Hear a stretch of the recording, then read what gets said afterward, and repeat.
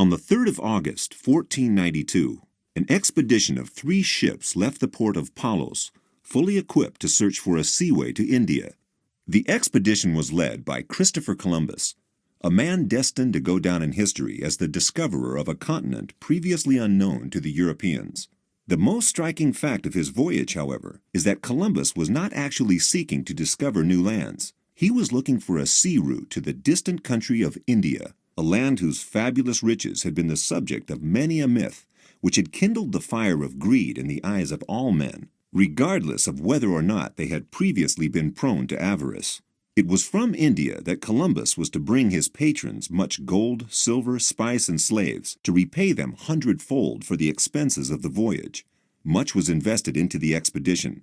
Spanish Queen Isabella even had to pawn her diamond crown to cover the cost of the venture. The Spaniards had one major rival, King John II of Portugal, who was well aware of the impracticability of the plan Columbus had made. He knew the Spanish squadron would never reach India, but he was equally sure that the Genoese would discover hitherto unexplored lands in the west, and that these lands would for some time draw the court's attention away from searching for a route to India, which would buy him some time in the race for fabulous riches from overseas. Before turning to the Spanish crown, Columbus had already sought support from the Portuguese and been rejected. The fact was that the Portuguese king had already heard of America's existence, which had been testified to in numerous records of travels and explorations, and of possible new lands in the western region of the Atlantic as early as 1470. Some parts of America's Atlantic coast were marked on maps which a Portuguese navigator had compiled in 1452. After 1452, a large number of royal patents were issued to captains for some unknown islands in the Atlantic, authorizing them to seek out these lands and settle there. The Spanish crown was disturbed by the Portuguese behavior. From 1488 to 1495, Spanish spies in Lisbon were constantly sending reports to their rulers about Portuguese vessels secretly sailing off to the west. It was time to act. On the 12th of August, 1492, a fair wind carried Columbus's squadron out of the harbor, and he set a course for the American coast. On October 11th, he approached one of the isles in the Bahaman archipelago.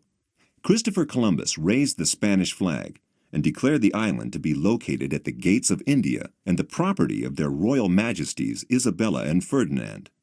The details of the conquest were taken down by the expedition's notary, Rodrigo de Escobedo, in a document that declared the native islanders to be Castilian subjects. Columbus's ships then began to explore the shores of the New World, unaware of the dangers awaiting them at every turn.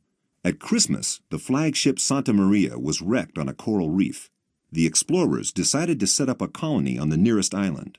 On January the 4th, Columbus left 38 people behind with a stock of weapons and food in the new colony they had named Navidad, Christmas, and set sail for Spain. On March the 4th, the explorers stood before King John II, who welcomed Columbus with open arms and affirmed his own rights to the New World. King John later offered to discuss the rights to the newly discovered lands, and a treaty was drawn up in 1494, whereby the demarcation line was to follow the meridian 370 leagues west of the Cape Verde Islands. According to the agreement, Brazil went to Portugal.